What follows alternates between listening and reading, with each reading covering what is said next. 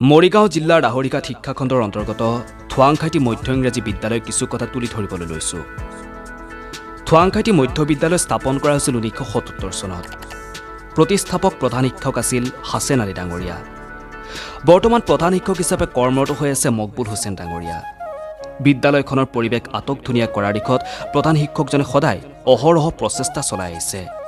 তাৰ ফলশ্ৰুতিত 2020 চনত তেখেতলৈ আগবঢ়োৱা হৈছিল জিলা কৃতি শিক্ষক বঁটা আৰু 2021 চনত ৰাজ্য চৰকাৰৰ ফালৰ পৰা লাভ কৰিবলৈ সক্ষম হয় ৰাজ্যিক কৃতি শিক্ষক বঁটা। ইয়াৰ উপৰিও অসমৰ মাননীয় মুখ্যমন্ত্ৰী ডক্টৰ হিমন্ত বিশ্ব শৰ্মা ডাঙৰীয়াৰ পৰা শিক্ষক দিৱসৰ দিনা লাভ কৰিবলৈ সক্ষম হয় বিশেষ শুভেচ্ছা বাৰ্তা।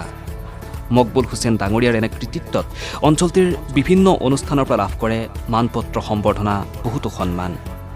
তেখেতৰ প্ৰচেষ্টাত বিদ্যালয়ৰ ভিতৰচোৰা আকৰ্ষণীয় কৰি তুলি সুন্দৰকৈ নিৰ্মাণ কৰা হৈছে এখন প্ৰেক্ষাগৃহ, কম্পিউটাৰ প্ৰশিক্ষণৰ বাবে এক সুকীয়া কেন্দ্ৰ।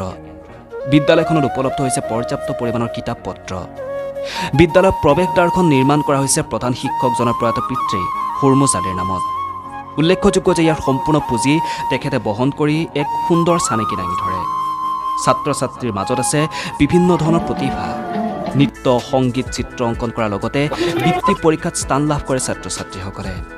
প্ৰধান শিক্ষকজন বহুমুখী প্ৰতিভাধৰ। তেখেত এজন যোগ চৰ্চাৰ প্ৰশিক্ষক, কবি, সাহিত্যিক তথা সাংস্কৃতিবান এজন ব্যক্তি। আজিৰ ক্ষণলৈ তেখেতৰ কেইবাখনো গ্ৰন্থ জনসমাজত প্ৰকাশ পাইছে। তেখেতৰ প্ৰকাশিত গ্ৰন্থসমূহ হৈছে স্মৰণিকা, মহাপুৰুষৰ অমৃতবাণী, ডক্টৰ APJ আব্দুল কালাম সংগ্ৰহত বাণী, হৃদয়ৰ অনুভৱ, নীতিবচন আৰু শিশু শিক্ষাৰ বৈজ্ঞানিক পদ্ধতি। আজি এই বিদ্যালয়খনৰ নাম চৌদিশে চৰ্চিত হৈ আছে। ধন্যবাদ।